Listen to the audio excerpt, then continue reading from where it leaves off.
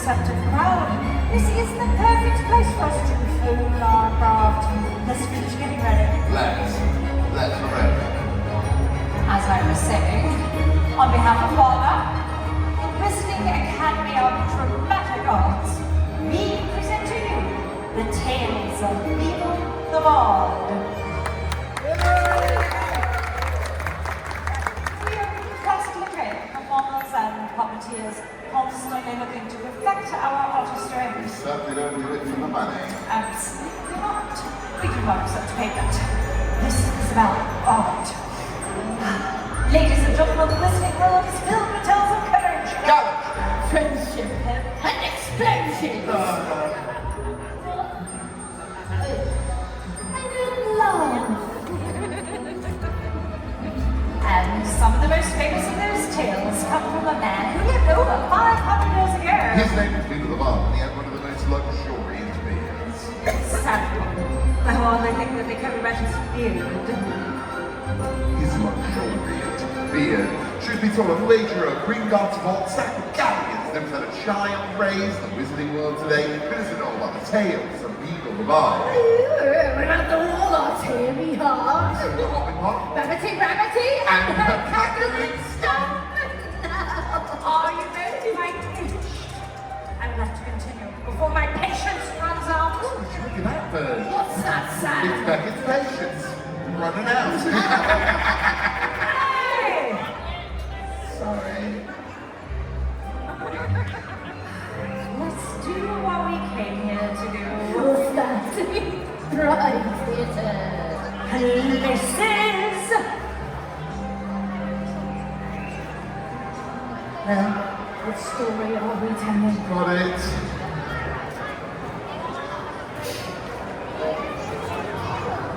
Ladies and gentlemen, this tale is undoubtedly one which you may be familiar. It concerns the fortunes of three brothers. Wait. What is it now? Not one of the brothers. I never get to keep it always, you know. You can be the second brother. But be careful. I'm always careful. My fellow witches and wizards, everyone ready? We now present to you the tale of the three brothers.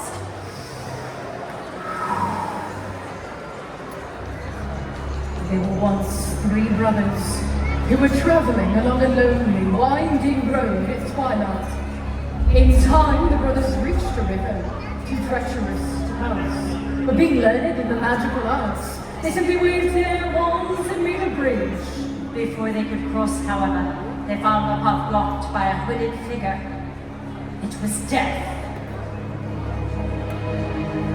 He felt cheated, because travelers usually drowned in the river. But Death was cunning.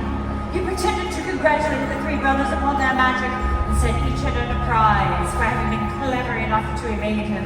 The oldest brother, who was a combative man, lost a wand more powerful than any in existence. A wand that must always win duels for its owner. So Death fashioned him one from an elder tree that grew nearby. Then the second brother, who was an arrogant man, decided that he wanted to humiliate Death still further and asked for the power to recall others from Death. So Death picked up a stone from the riverbank and gave it to him. Finally, Death turned toward the third brother. A humble and wise man, he did not trust Death, so he asked for something that would enable him to go forth from that place without being followed by Death. And Death, most unwillingly, handed over his own cloak of invisibility. In due course, the brothers separated, each for his own destination. The first brother travelled to a distant village, where he sought out a wizard with whom he had once quarrelled.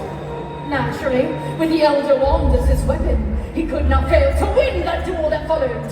Leaving his enemy upon the floor, the oldest brother proceeded to an inn, where he boasted loudly of the powerful wand he had snatched from Death himself, and how it made him invincible. That very night, another wizard crept upon the oldest brother as he lay upon his bed, whereupon he stole the wand and with it the brother's life. So Death took the first brother for his own. Meanwhile, price in hand. To his amazement and his delight, the figure of a girl he once hoped to marry before her untimely death appeared at once before him. Yet soon she turned sad and cold, for she did not belong in the mortal world. Driven mad with hopeless longing, the second brother took his own life, so as truly to join her. And so death took the second brother for his own. As for the third brother, death searched for many years, but he was never able to find him. It was only when he attained a great age that the youngest brother shed the cloak of invisibility and gave it to his son.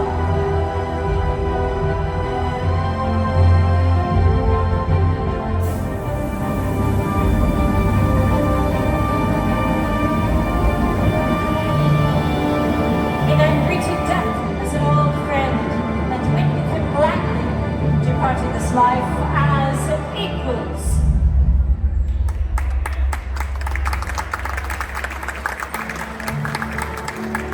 Ladies and gentlemen, the listening world is filled with tales of courage, Friendship hope, and love. bravo, Dory.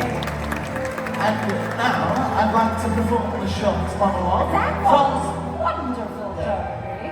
But perhaps we should reserve your theatrical stylings for our next show. We must be off.